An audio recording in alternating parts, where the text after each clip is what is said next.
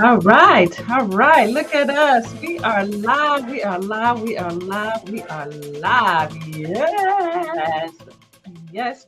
Today, guys, I'm going to be sharing with you common mistakes that we make when we're starting our coaching business. But look, I've made these mistakes and I'm going to share with you how you don't have to make the same mistakes, right? So you can avoid them. You can get started, right, on the right foot, not be up making all these fumbles like I did, all right? So again, today, guys, I am going to be sharing with you common mistakes that new coaches make when they're starting their coaching business so that you don't have to make those same mistakes. All right. So stay tuned.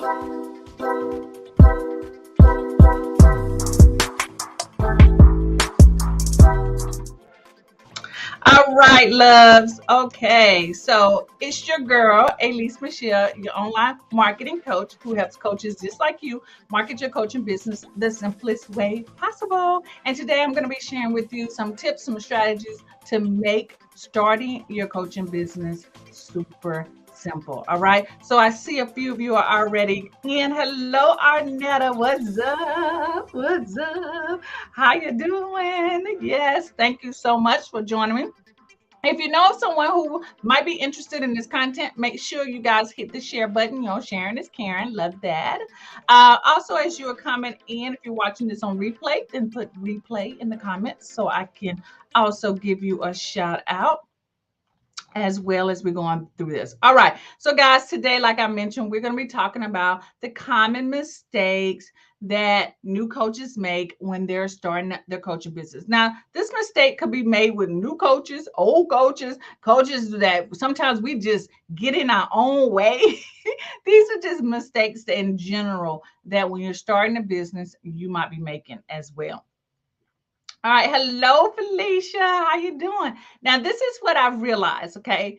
That when you are starting a business, coaches are great at helping others achieve the goals. They're great at helping them get the goals they need. But we often struggle when it comes to marketing and business operation. Like, how many of us feel that way? Like, we're good at what we do, we can motivate people, we can give them strategies, but sometimes we might fall short of the business part of it, putting all the missing pieces together. I get it because I've been there doing that, right? So this can lead to a lot of wasted time and effort, and that's not what I want. I don't want you to be wasting your time or effort trying to put all these little pieces together. And today, I'm going to outline some of the most common mistakes coaches make when starting their coaching business. By avoiding these mistakes, you'll be able to focus on what you're good at, helping people reach their goals. Now, that's what we're good at. That's what we are good at. And I want to make sure you get there, okay? Yes, Arnetta, me too. I'm guilty of that. I love the fun stuff. I love the cute stuff. Okay. So, as a quick reminder, though, I want to remind you that I do have a freebie for you. I want you to download the 30-day launch plan. Okay. Go to alisemichelle.com/1 month and download this 30-day launch plan. This is a great plan for you to look at when you are launching something new or relaunching something that's old. You can follow this step by step because the key thing about this launch schedule is that it fits wherever you are in your business. And you guys know I'm all about how to repurpose stuff, using things the right way. Hello, Deja. Thank you for hopping in with me, Deja. So download this. Let me know how many of you already downloaded this. How many of you already downloaded the 30-day launch plan? Okay. Let me know. But if you haven't, go ahead and do that already. All right.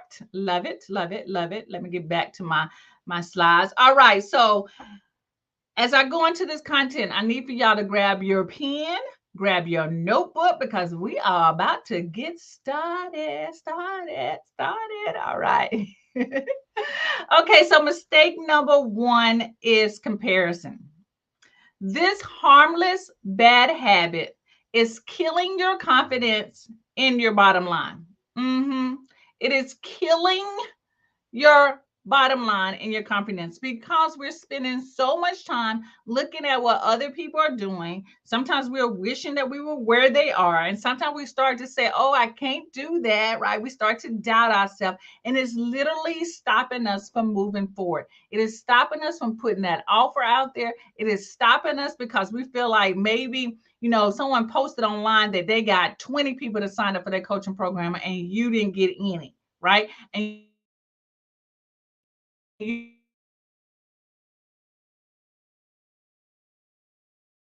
feel like you're getting the results that I am trying to get, but I'm not getting them like they are, right? And so I had to step back, and I want to share with you how you can avoid this same exact mistake that many of us fall into. Okay. So the first thing I want you to note that social media is a highlight reel of people's lives and not their true reality. Now, people are showing us what they want us to see. I mean, I'm guilty of that. I'm not going to show y'all all the bad things in my life, but I'm going to show you, there's nothing really bad in my life, like, incidents, right? It's almost like you're going to pose the correct way so people don't see your fupa, right? We're going to do that. And so that's what's happening on social media. People are posing and taking images of the good side of their life, and they limit some of the bad things. That's why I like to go live. I like for y'all to hear the stumbles. I love for y'all to hear that sometimes I stumble, or I stutter over certain things, or you see the mistakes, all of those type of things. Because I want you guys to know that this is the real, like the real. I'm not like not showing y'all the real stuff. Okay. Hello, LaShonda. So I want you to think about that as well. So on social media, people are highlighting the real, the highlights, the good parts of what they're doing. Also, if you feel this way and you're being comparing yourself a lot, I want you to take breaks from social media if it is causing more harm than good. Now, I used to fall into this a lot when I was, scroll through Instagram, because I would feel, not purposely, but if you tend to grab your phone like I do in the morning, and it's just, I do it to sort of wake myself up. I could just stop doing it, and it probably my life would be even better. But sometimes you start to scroll things and you see things, and you realize as you're scrolling through these images, or watching videos, that you feel a little down, like you feel guilty or down, or that you feel like you should be wherever they are, right? Or you should look the way they are, right? And then you start off your day not in a good place. So if you have those tendencies, sometimes I do, I mean, I'm just being real with you, then we want to take breaks from social media. And I've tried to do this as much as possible by not jumping on my phone early in the morning. If I catch myself doing it, I immediately do money making activities. And we're going to talk about that in just a second. I immediately go into a money making activity while I'm on social media. And we are definitely going to share, I'm going to share with you what those money making activities are.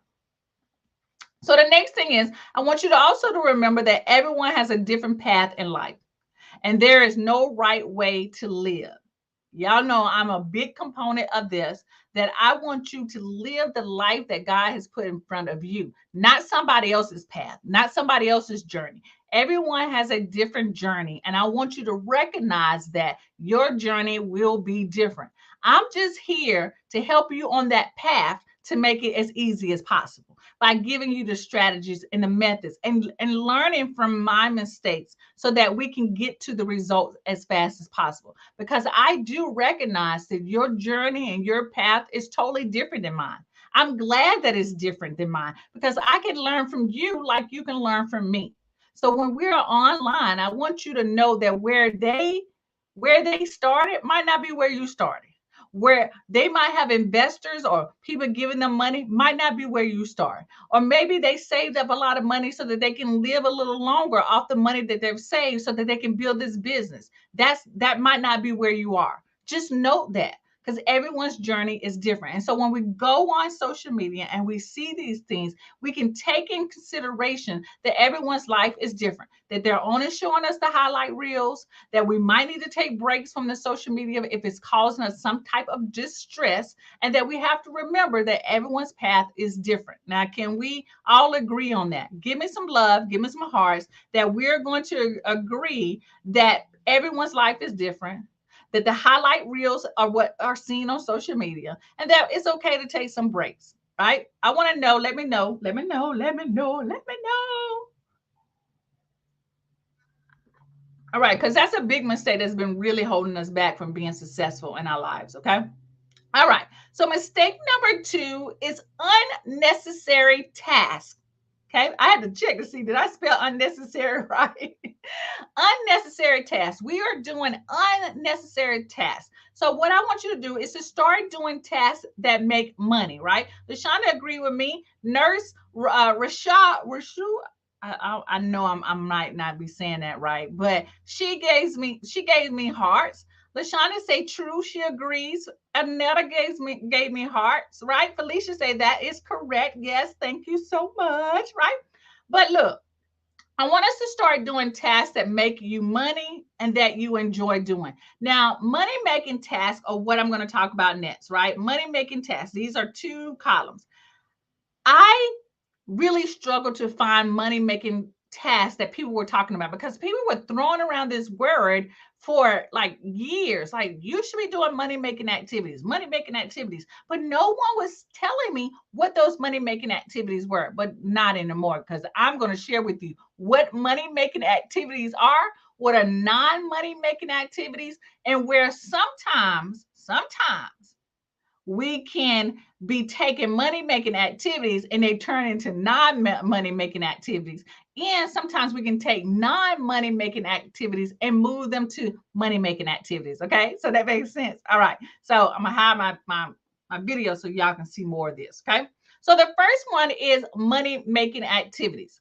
Money making activities that either someone has paid you, or you know that if I write this or create this, this is going to make money for me. And then by doing things and showing up, it's going to help me make money. So coaching definitely is a money making activity.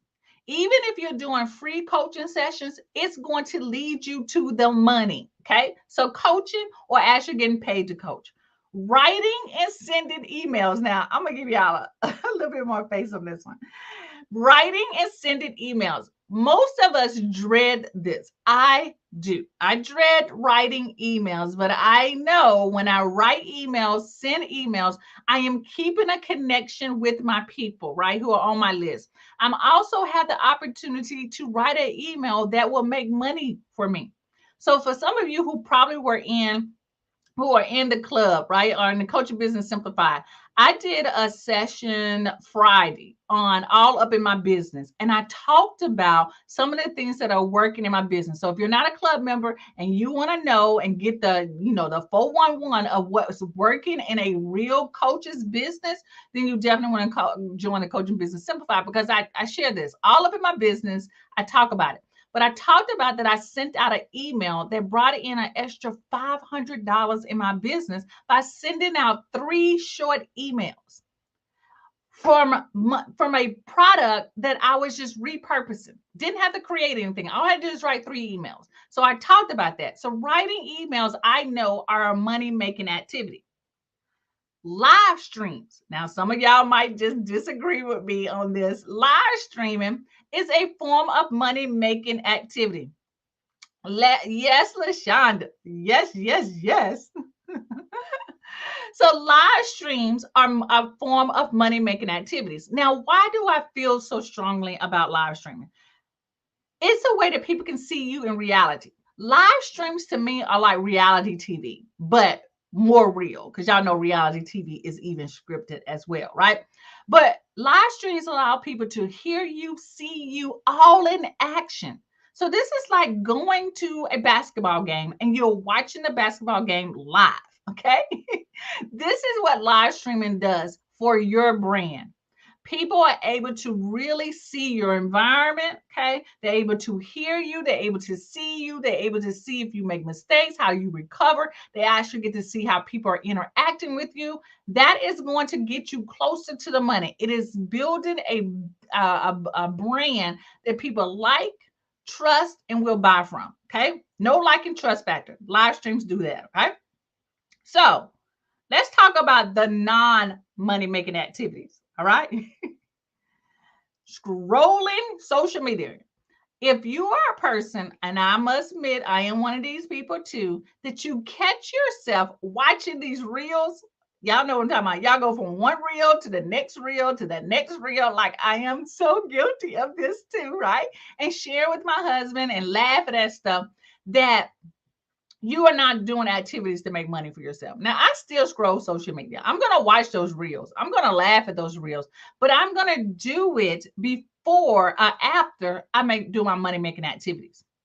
Another non-money making activity, which some of us might feel is a money making activity. I thought it was, but it ended up being more of a waste of my time, was scheduling sessions with people. You know, when people want to talk to you and you say, hey, you go back and forth in emails with people and say, hey, does this work for you? Does this work for you? Well, I realized that there are a lot of software out there like Candidly that would do this behind the scene. All I have to do is share a link, and that person gets to choose a date, a time on my calendar, and then it sends a reminder to you. That was like the biggest aha moment for me, that there are systems out there that will work as my assistant. I call them the AI assistant, that they do things on automation, that all I have to do is one thing and everything happens behind the scene. And Candidly is great for that. If you guys are any scheduling system, is great for that because it's going to send them reminders. It's going to tell them what their appointment time is. If you're meeting them on Zoom, the link is going to be in there. And if you're taking payments, Candidly will actually take payments as well. Okay.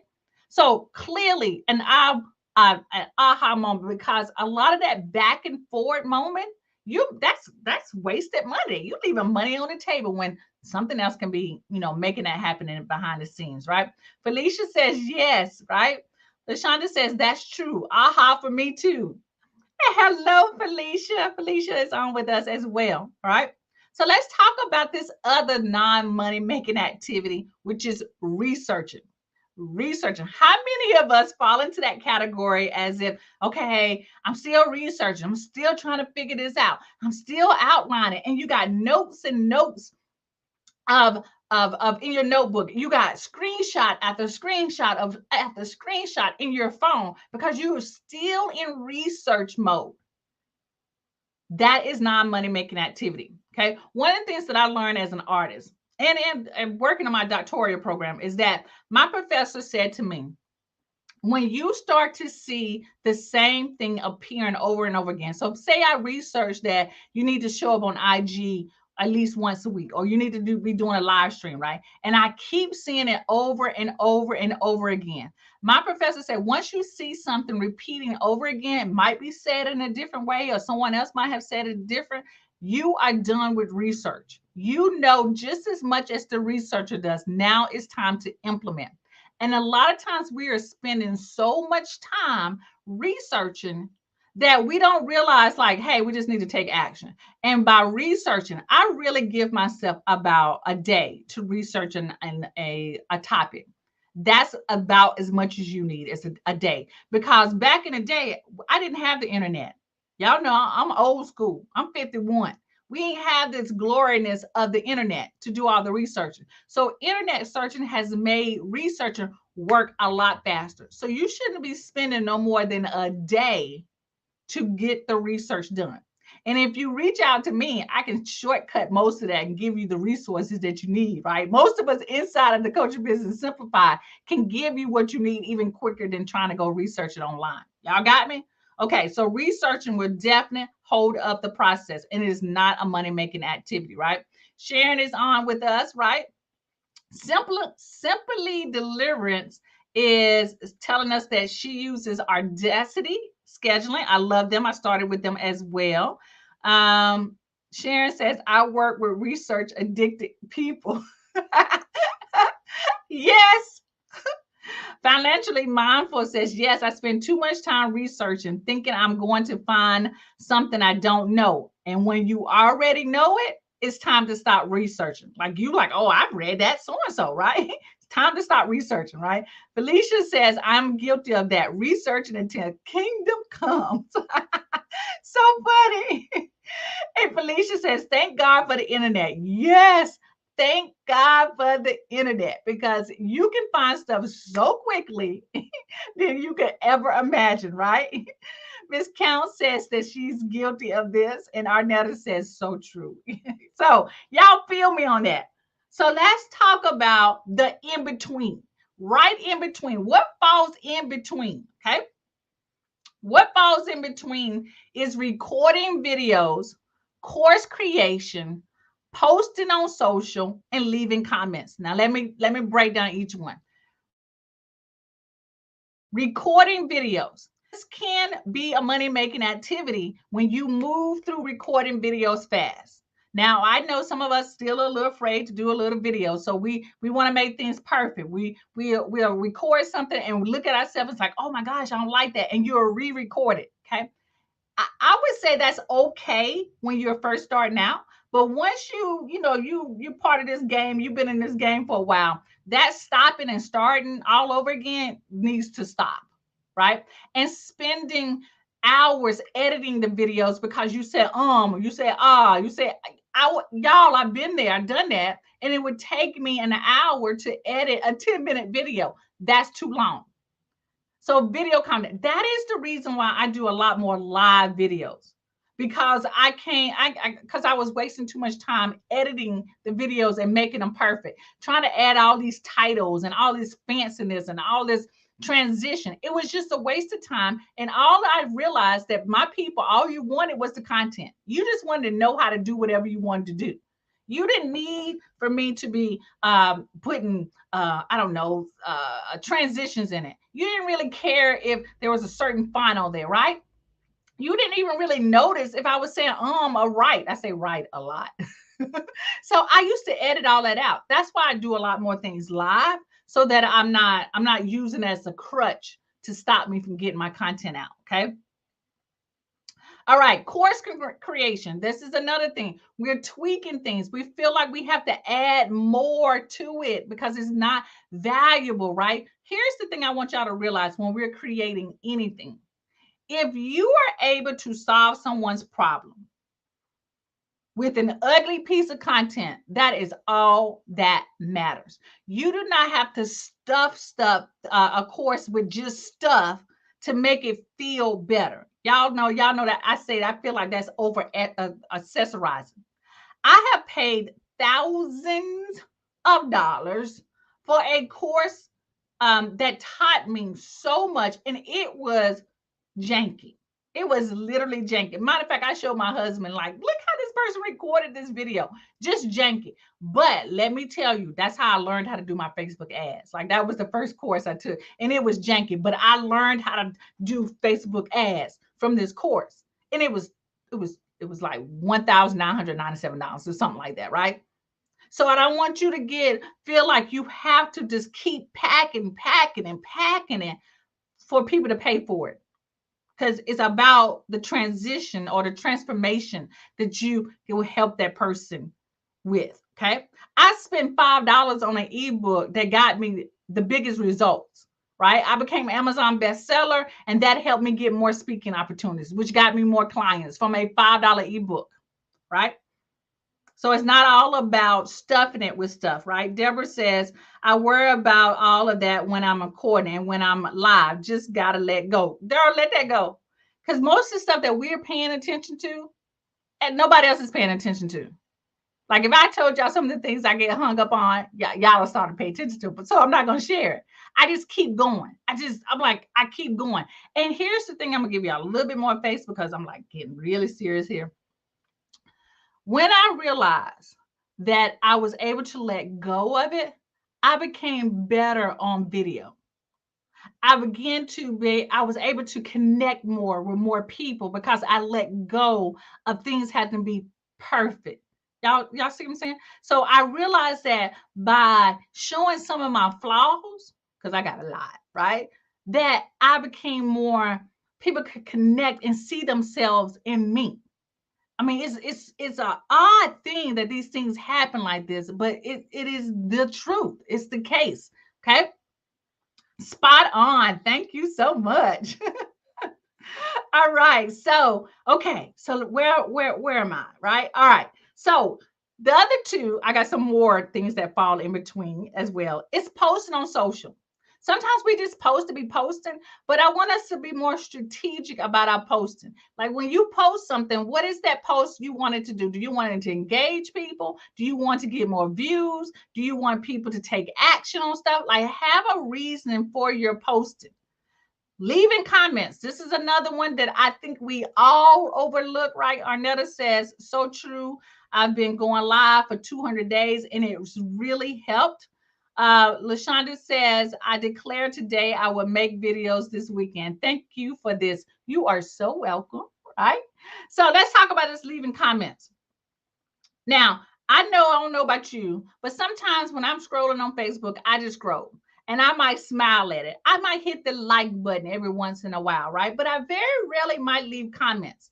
Here's what I want y'all to do because this leaving comments is a marketing strategy that is probably the most overlooked strategy that we can do to get in front of our ideal clients. So I'm going to use Instagram for a instance, right?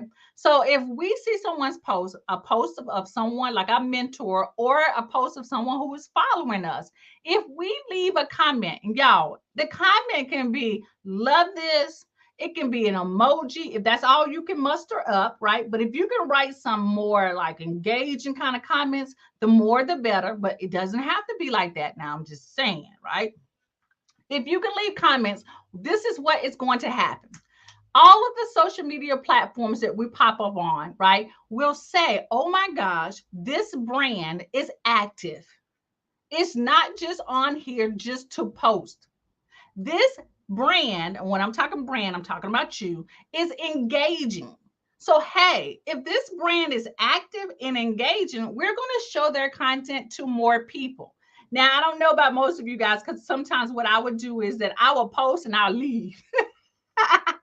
I'll post and I leave, right? So what was happening was I was posting, I was doing the posting, but I wasn't strategic about when I was showing up on social media. So when I told you guys that I tend to scroll on social media, and when I wake up and I catch myself and say, oh, this is not a money making activity, what I go back to is that I go and start to comment. If I'm going to scroll, I'm going to comment on the post. I'm going to like it and I'm going to comment. Y'all see what I'm saying? So I know by doing that, it's going to push my next content out to more people. It's going to show my content to that person more often. And Instagram and Facebook and LinkedIn, all of this works on all platforms, just letting y'all know. They're going to say this platform, this brand is active. And that's what you want to have. All right. So I hope I've I can't even get my words out. I hope I've convinced you the power of leaving comments, okay? Because it's really powerful. Now, here's some other in between kind of money making, non money making activities. The other one would be networking. Now, I don't have nothing against a networking, right? But if you just going there just to drink some mimosas and not make some connection, or if you're networking in an event that none of these people tend to be your ideal clients, then it's a waste of time. Okay. I'm not really a big social networking person because I'm not really talkative. If y'all don't believe, if y'all believe that, right? I'm not really a talkative, connecting kind of person. So networking events tend to not do, I don't do well there. That's just not my stilo, right? I will hang out with my girls, and if we connect with somebody, great. But that's not typically my stilo. Conferences, more or less, are my stilo. But hey, I'm just giving y'all my honest thoughts about that. Sharon says, I post more under my name than I do under my business. Should I change that? No. I want you to post more under your name. Okay. Because Sharon, no matter what, you are the brand. You are the brand. So post more under your name, especially on Facebook. Okay. All right. So another thing could be repurposing content. Sometimes we get stuck on this, trying to make this perfect. Does this fit here? So we spend too much time. If you are repurposing content, okay, to get more engagement, to get more in front of people, or repurposing it so that you can sell it later, that is a money-making activity. And then the last one is learning a new skill. I am so guilty of this, and I know you guys have heard me say this. I'm in the process of learning Katra. I've been in the process of learning Katra for the past 6 months. I am still learning it, but I have been really determined to put it on my schedule to spend at least an hour a day learning the different ins and outs of Katra. Okay. So now, because I'm more intentional about learning this and setting milestones on how I'm going to make sure I get through this, it becomes a money making activity. But sometimes we are learning something new because we're still in that research phase. Like, oh, let me learn this new one, when you really know how to do it. Like I get stuck on Canva. Like I see all these new Canva trainings and using new Canva features and all this kind of stuff. That becomes a non-money activity because it's not really gonna make me any more money. Y'all see what I'm saying? Okay. Just being clear on that. All right. So financial mindful says, so are you saying they push your content or contact out while you are commenting and that you can't leave the platform at that time, or you just because you commented, they will push your stuff whenever you post? All right, I get what you're saying. All right.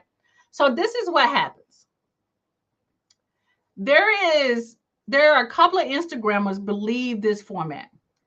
Before you comment or post, you should engage about 15 minutes before you post something. So engaging meaning leaving comments, likes, okay? Then you post. And then once you post, you should comment or engage on the platform for another 5 minutes, right? So it doesn't look like you are posting and dashing. Now, that's what Instagram people or more Instagram experts believe. Now, I'm going to be the real with you. I ain't got time for all that. I think sometimes I have to give myself a pat on the back for just posting. So what I have done is that I might post, because a lot of my posts happens like they're pre-scheduled, like around 12 or 1 o'clock. So what I do is if I'm going to grab my phone early in the morning, I'm going to do it. I'm just going to do it. Okay. That I have to at least engage and comment for the first 5 or 10 minutes in the morning. That's what I do. And then later on in the day, I might post whatever I'm going to post. And I leave the platform. And later on in the evening, when I'm on my sofa or my couch, I might start to comment again. So, and I still get engagement when I do it that way. So I think what most of the Instagram experts are saying is that if you're going to post, but also engage with others. Okay. That's the key thing. So if you do it in the morning, you do it in the morning. If you do it late in the evening, you do it in the key thing is that I want you and Instagram and Facebook and LinkedIn, I want you to just be engaging. They want you to be more of a human being other than some kind of robot just posting and thinking that's going to work. Okay. Now, you can avoid all that if you put money behind your post, like boost it or run it as an ad. So if you run it as an ad, then it's going to get in front of more people. But if our budget and our pockets are a little short, then they want you to engage. Y'all got me? Is that making sense? All right. Thank you. Arnetta says, wow. Financial Mindful says, oh, okay, thanks. All right. An awesome business coach. Hey, hope all is well. Just showing some love, but a quick question on the answer of posting on your name rather than branding your business. Thanks. Oh, good. I hope that helped. So a lot of times, I know like my awesome biz coach, that's a great name, but I want to know your name. Like if I keep seeing you pop up, like I want to know your name. Like I know who Financial Mindful is. I know that's Chantel, right? We've had some kind of interaction together, so I know her brand. But my awesome business coach, I want to be able to say your name. And then when saying your name, I'm also making a connection to your brand. And this is going to help other people who are following us as well or following you. So leaving comments. So this is another thing, y'all. Side note. You remember I said leaving comments is powerful? Leaving comments on people's lives is powerful as well. Because guess what? Your content, when you decide to post, is going to be reached out more because you are engaging on other people's content. Social media means social. It just that's what it is. It just means social, right? So, Bella, my name is my boss is Bella. My name is Samantha, and we are here back in staff. Oh, that's great. Awesome. Awesome. Okay, I got it. I love that. So, Samantha, just when you come on or show up, just say, "Hey, this is Samantha," so I can give you a high five, right? If Bella decides to show up, which is a beautiful name, then I shout out Bella. It just makes everything cohesive. Okay, got me? All right, y'all. That's some great questions. Thank y'all so much. All right, so let's move on to mistake number three. Mistake number three is taking on any client. You can't and shouldn't take on every client who wants to work with you. Nah, everybody ain't for everybody, right? Thank you, Sam. All right. Everybody ain't for everybody. And you shouldn't have to work with everybody, okay? And I have done this because I wanted the money. I'm just going to be real with you. I wanted the money, but I realized that sometimes just the money doesn't, some people are just extra. And you like, girl, let me just give you your money back. And I've done that in some cases. But everyone, you ain't got to work with everybody. So let's talk about this real quick, okay? As Shonda says, what you say, true. You're right. Everybody ain't for everybody. All right. So here's what I call the perfect client attraction and what you can do. So the first thing is to ensure that you're working with the right people. I have an application process. And basically, it's a form that I send out, right? When people are interested in working with me, it's literally they find me on my website, they click a button, they schedule, they don't even schedule, they're taken to an application first, and then they fill out the application. And then when the application is sent to me, I read through it, and then I decide if I want to send them a link. Okay. And this helps me to identify if this person is a right fit for me. So just in case someone applies, say someone fills out an application and they sell like physical products, like they're trying to open up a fashion boutique or something like that. Okay. Well, I immediately know that I can't help that person. So what I would do if that person filled out an application with that, I would send them an email and say, hey, great for, filling out your form, but I tend to work with blah, blah, blah. But I might recommend them to somebody that does work with people starting a fashion boutique. Okay. I also use the application process to see how serious people are. Some people won't answer all the questions on your form. And if you can't answer all my questions on the form, then I don't have time to talk to you. Okay. I'm just being real. All right. Another thing to ensure that you are always working with the perfect people, don't discount your services. So if you've got coaching services that cost $2,000 and that person says, oh, I can't really afford it, can you give me a discount? You say no, and you offer them the next level. Okay. So I mentioned a little bit about this, I think last week, about having at least two offers, right? Have a high end offer and a lower tier offer, just in case that someone cannot afford your high tier offer, because I don't ever want you to discount what you are doing. Never, ever, ever, ever, never, ever. Okay. You want to have another offer that takes that person to a lower level. So, say, for example, you got a 6-week coaching program that costs, I'm going to say $5,000. And that person says, I really can't afford that. Even if you give them payment plans, because even in payment plans, you still get your money. And that person says, I still can't afford that monthly. Then you could say, look, I do have a laser coaching session, right? I have a 1 hour session or a one-time session that you can hop on the phone with me or hop on a Zoom, and we can do this for $500, right? Maybe that person can afford that. If that person can afford that, then maybe you might need to send them to digital products. Okay. So that's how I like to teach my clients or my club members, that I want you to have multiple offers. Like, we're a business. And typically, most businesses have different services or they have different products. You're not going to walk in a store and they only sell one thing. They're going to have multiple offers or multiple price points for different people and different stages of their life. Okay. So that's what I want to, say to you guys. Don't ever discount. Just have other offers that you can recommend to people.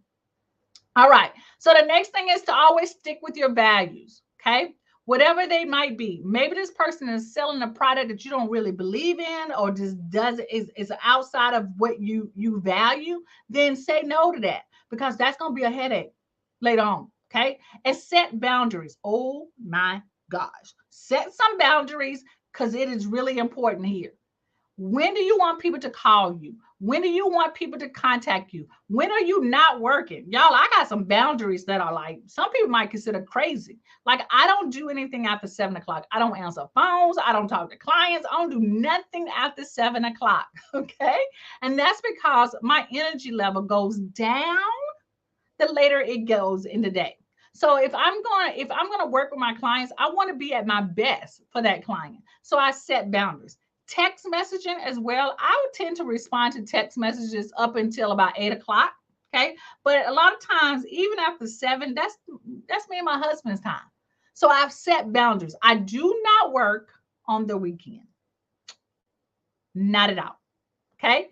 Set your boundaries. That is important. And let your clients know what those boundaries are. If people are not liking your boundaries and they tell you, oh, but can't you do this instead? Then you need to know what? You need to drop them like a hot cake. Okay. It's okay to say no to money, because when you say no to money that doesn't fit you well, new money is coming in. I believe that strongly. Okay. Saying no to something that doesn't fit you does not mean that you are limited to yourself. It means that you're opening yourself up to new opportunity. All right.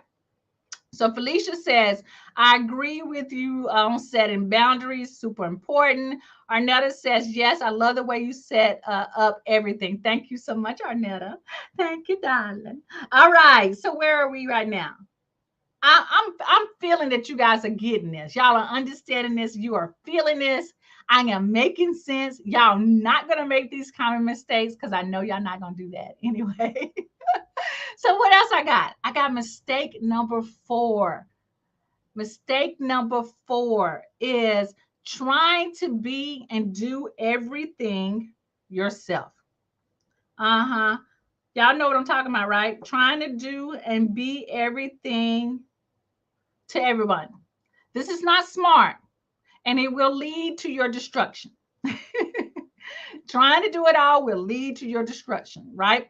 She says, Financial Mindful says, I'm running late for a meeting because I'm trying to get all these gems you are dropping. Just in case I need to ask a question, but I will have to catch the replay. You are amazing. Keep it up. Thank you, Chantel. Thank you so much, girl.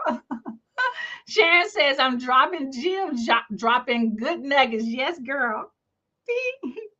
LaShonda says, Superwoman syndrome. Girl, you just hit it on the nose. Right. Trying to be and do everything will lead to your destruction. This is our kryptonite, trying to do everything ourselves. Okay. That's our kryptonite. Okay. So here's what I suggest and think is to, one, have some type of automation systems put in place. Now, this does take a little time. Let me just give y'all a little face on this. Setting up automation systems do take time in the back.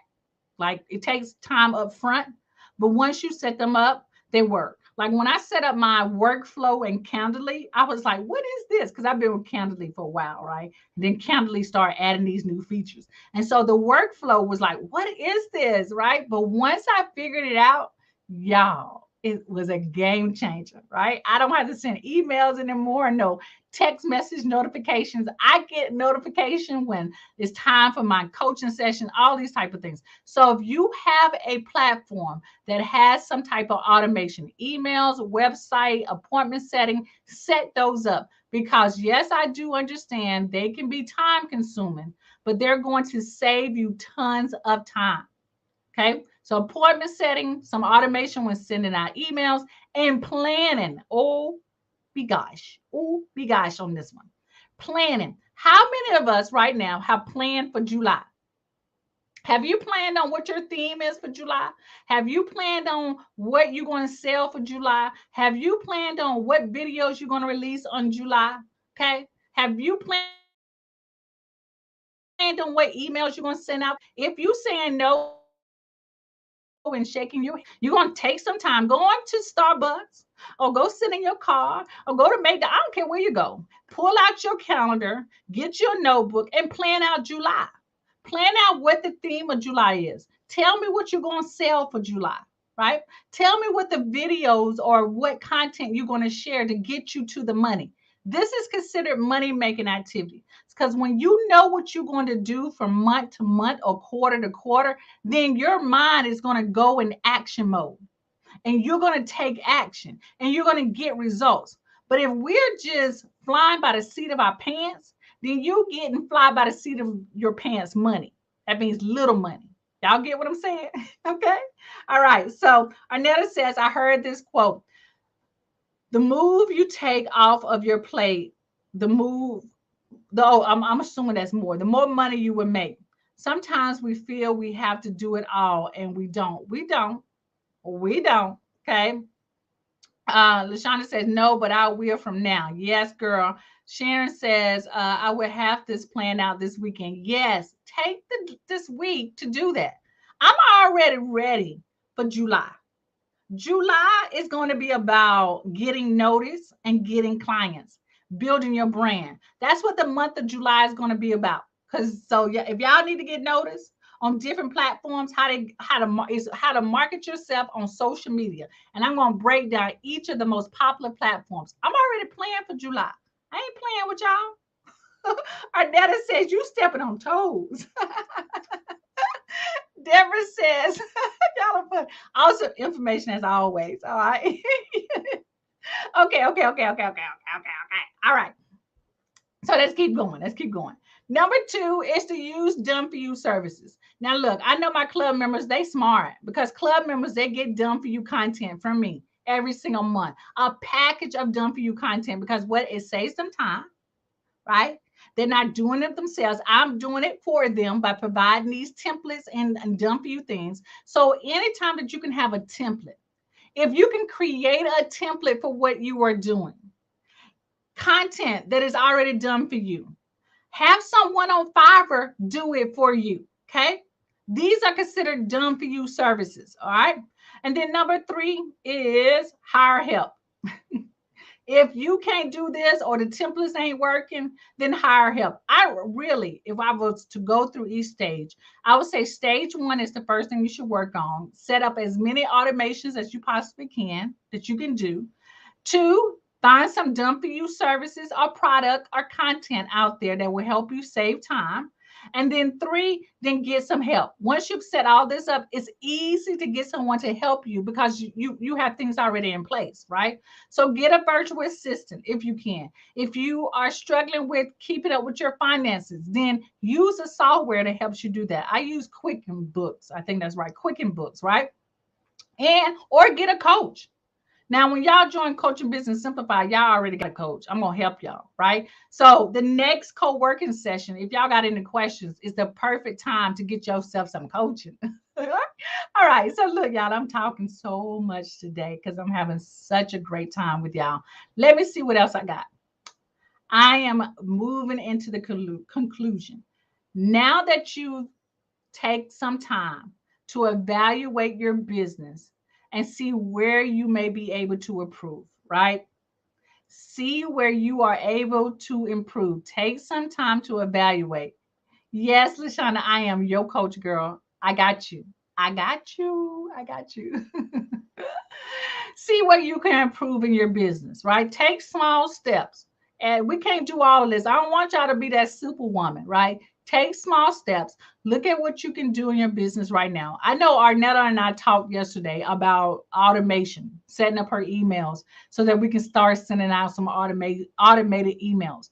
If that's something that you might want to look at, then start to do that first, right? If you are scheduling appointments with clients, see if you can put some automation in place for that to happen so that they get a notification. It gets automatically added to your calendar. You get a text message reminder that that you have a scheduled appointment, that they get a text message reminder or email reminder that their appointment is coming up. So do those things for yourself because I promise you it's going to save you tons and tons of time. Okay.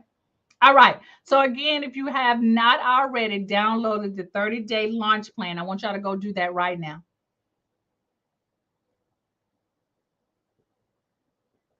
This is going to help you launch whatever new thing you have out.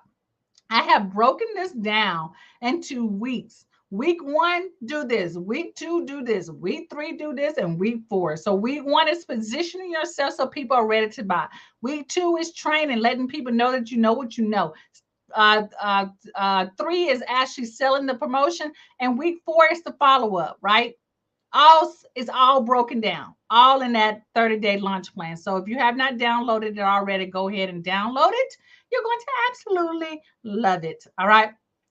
Okay. So next week, this is what we're going to be talking about, because we're going to be finishing up on June. June was all about starting your coaching business. And so next week, I'm going to share with you what you want to do first before you start your coaching business. And if you've already started, it's okay. It's fine. This is just going to be two things that I'm going to share with you that you want to do first, or just look at to make sure that you've done them before you start your coaching business, or as you are growing your coaching business. So if you've already started, no problems. The things I'm going to share with you are going to help you as well. All right. So look, guys, thank y'all so much for being here with my craziness today. Thank you so much for all of you who showed up for me on YouTube and on Facebook. Sharon, Arnetta, LaShonda, uh, Financial Mindful, Felicia, thank you so much. Awesome, my awesome business coach. Thank you for showing up for me today. Thank you so much, guys. I absolutely love you. You guys know where to find me, right? You know to follow me on Facebook. If you are following me on YouTube, make sure you subscribe so that you get notifications when I go live. If you're again interested in me being your coach, you being part of an awesome community of CEO coaches that are kicking butt, then you definitely want to check out Coaching Business Simplify. All that information will be left below this video. All right. You guys have an awesome and blessed day, and I'll be talking to y'all later. Peace out.